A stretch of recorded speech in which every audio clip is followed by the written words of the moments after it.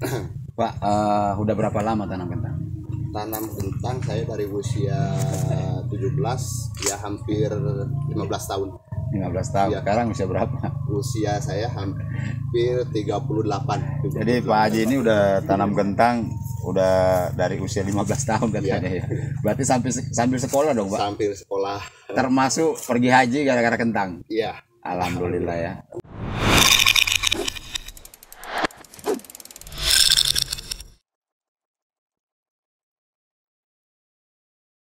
Ya, sahabat Om Tani, kita lagi bersama Haji siapa tadi? Haji Surya. Pak Haji Surya.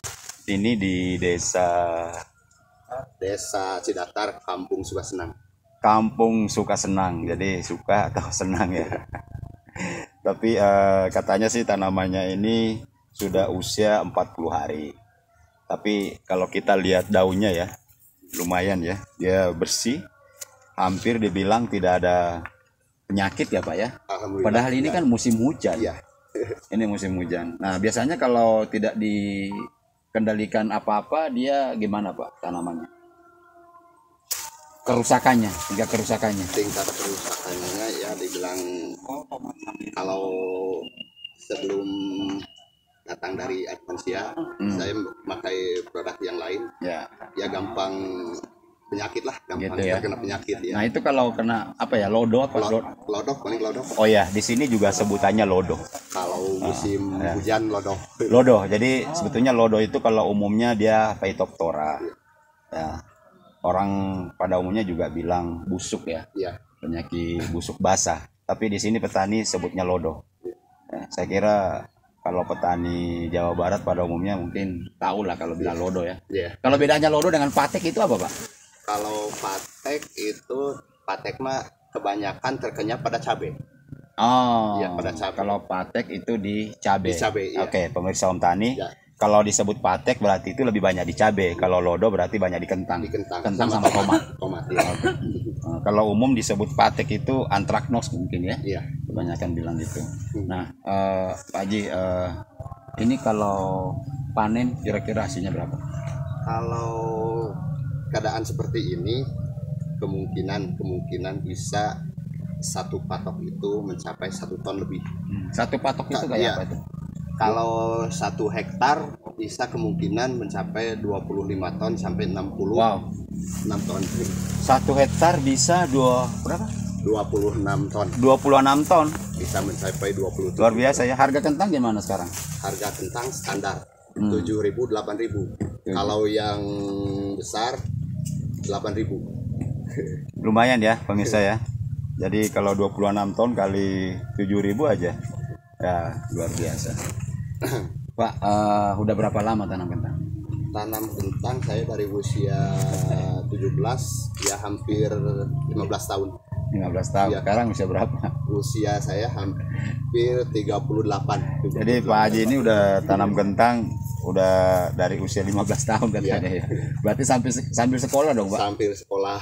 Termasuk pergi haji gara-gara kentang? Iya. Alhamdulillah ya. Selain kentang tanam apa lagi Pak? Selain kentang saya paling cabai ya. Cabai rawit. Oh ya, itu juga tuh banyak tuh petani. Coba kita lihat Pak Erik. Itu ada petani juga banyak tuh. Itu tanam apa? Tanam apa Pak di sana Pak? Kentang juga. Tanam kentang juga ya. Oh, kentang. Oh, gitu ya. Berarti masalahnya juga hampir sama Pak ya? Nonton sampai habis ya. Ya, jadi sahabat Om Tani, jadi Pak Haji ini udah mandiri sih ya. Jadi nggak ada suplai lagi. Pokoknya beli produknya sendiri, beli obat-obatannya sendiri. Jadi jual pun juga bebas jadinya ya, nggak ada ikatan. Harga tertinggi angkut. Nah, kalau misalnya Pak habis panen, belum kita jual, itu berapa lama bisa tahan? Paling bisa tahan paling 10 hari bisa tahan. 10 hari, 15 hari juga bertahan. Tapi kalau panen musim kemarau. Kalau musim hujan kemungkinan otomatis ada jamur. Bisa mengakibatkan busuk gitu. Kebetulan saya ada pengalaman ini dari Om Tani, kan ketemu banyak petani ya. Ada pengalaman petani pada saat menjelang panen dia semprot ada produk yang bagus, disemprot untuk menambah daya simpan. Jadi kalau misalnya Bapak agak telat untuk mau menjual, bisa disimpan beberapa lama. Nah, itu bisa disemprot. Namanya kalau nggak salah Anmi ya. Anmi. Dari Advansia. Dari Advansia, kebetulan dari Advansia juga. Ya Pak ya, jadi kalau misalnya harga masih rendah, Bapak masih mau simpan lagi, perkirakan simpan lebih lama, ya bisa Bapak semprot dengan produk yang namanya Anmi. Kebetulan juga dari Advansia itu memang tujuannya untuk menambah daya simpan. Ya. Menambah daya simpan apapun, mau tomat, mau kentang, mau bawang. Tapi pengalaman di kentang sih saya belum ada. Tapi yang banyak lakukan itu di bawang, daerah Brebes. Dia kayak di Medan, Sumatera Utara, dia semprot pakai itu. Panen Pak atau udah panen? Ya, menjelang panen Pak. Menjelang panen disemprot, kira-kira anggaplah 1 minggu sebelum panen, gitu. Jadi supaya produknya masih bisa masuk ke dalam. Jangan panen semprot hari ini, besoknya udah panen, nggak fungsi, gitu. Ya, itu nanti perlu diingat kalau itu pada petani. Nah, keluh kesah Bapak, kan tidak seluruh pekerjaan itu enak-enak aja. Di mana persoalan yang sering kita hadapi? Persoalan paling menghadapi kerugian itu udah biasa. Udah biasa, dinikmati aja lah itu. Yang penting cari tahu dulu, belajar dulu, insya Allah gitu. Ya. Gitu. Jadi yang sering ditemui itu adalah pernah nggak gagal panen Pak? Gagal panen. Maksudnya pernah. Tanam tapi nggak ada isi gitu. Terus tanaman kentangnya mati. Tanaman kentangnya mati. Yang layu itu ya? Yang layu, iya. Oh, layu di sini juga lumayan ya? Itu faktor dari bibit sih Pak. Dari bibit yang dulunya panen kehujanan. Kehujanan. Oke Pak Haji, jadi saya kira ini salah satu kegiatan Om Tani ya. Kita ada channel YouTube.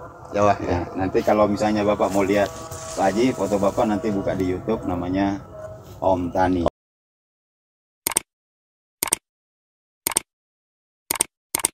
Oke, saya mau terakhir Bapak yang cerita nih.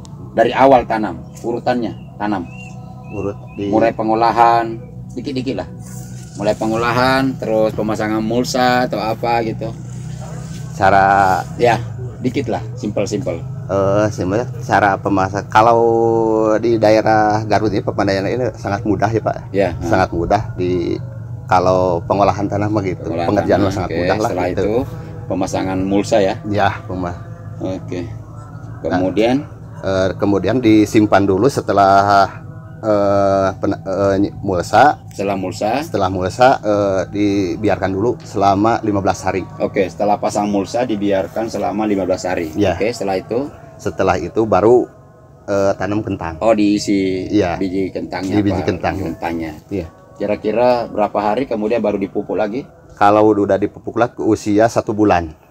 Kentang. Setelah kentang masuk ke dalam, dibiarkan usia 1 bulan, kemudian kita pupuk lagi. Kemudian berapa hari lagi kemudian? Sudah Pak, udah. Bapak udah belum tahu mungkin ya. Ada herbisida sekarang khusus untuk kentang. Sudah ada Pak. Jadi tidak mempengaruhi tanaman. Walaupun tanaman kena, tanamannya nggak apa-apa, rumputnya mati. Apa itu Pak?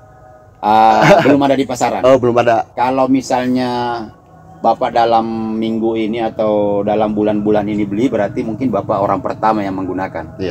Namanya Abiko ya. Abiko. Benar ya, Abiko ya. Namanya Abiko.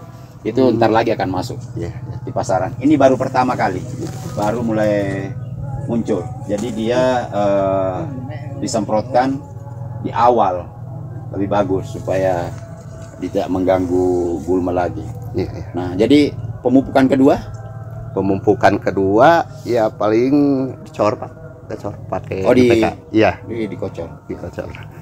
Di pemupukan kedua di usia ini nih berapa hari setelah pemupukan kedua ini? Ini setelah sudah ini hampir 20 hari Pak. 20 hari ya? Di usia 40. Di usia 40. Berarti 1 bulan dilakukan pemupukan pertama, kemudian 10 hari kemudian dilakukan lagi pemupukan kedua dengan cara kocor ya. Ini bukan berarti petunjuk yang benarnya ya, tapi ini petunjuk Pak Haji nih ya. Saya budidayanya secara umum saya nggak menjelaskan di sini, tapi saya jelaskan apa yang dilakukan di areal yang ada ini. Nah, setelah itu? Iya, setelah itu kalau di pemupukan udah Pak, segitu aja. Gitu. Nah, selain lodo, ada hama nggak yang menyerang di kentang? Hama paling bereng, trips. Atau kutu kebul mungkin. Kutu kebul, ya, kutu kebul. Oh, jadi selain lodo juga ada kutu kebul di kentang ternyata. Dianggap merusak juga. Dianggap merusak, ya paling risih sih Pak, gitu. Kalau ada kutu kebul gitu. Kalau nyemprot itu berapa hari sekali, Pak? Kalau nyemprot kalau musim hujan 4 ke 5 sampai 1 minggu. Sampai 1 minggu. Kalau nggak hujan? Kalau nggak hujan bisa bertahan 8 hari. Oke, jadi hari. Kalau musim hujan nyemprot 5 kali dalam 1 minggu. Ya, untuk pengendalian lodonya. Iya. Tapi kalau dia normal saja, tidak ada musim hujan, hanya sekali dalam 8 hari. Iya. Atau sekali 1 minggu lah ya. Oke, jadi ternyata perlakuan penyemprotan fungisida untuk lodohnya itu berbeda antara musim hujan dengan yang bukan musim hujan.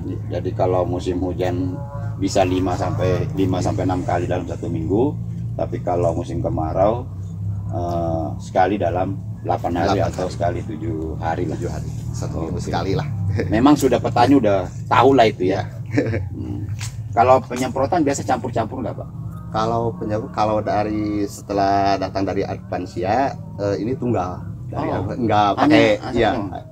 Oh iya, ada pengalaman bagus nih. Jadi kalau selama katanya menggunakan azop ini, dia nggak campur lagi. Tapi sebelumnya campur, Pak? Campur. Oke. Tapi mungkin kedepannya juga azop perlu campur lah ya, supaya penyakit lain juga bisa dikendalikan. Oke, Pak Haji, terima kasih banyak sama-sama waktunya sudah memberi informasi. Mudah-mudahan petani di sana, pemirsa Om Tani juga bisa ikut belajar tanam kentang dimanapun berada. Terima kasih. Assalamualaikum warahmatullahi wabarakatuh.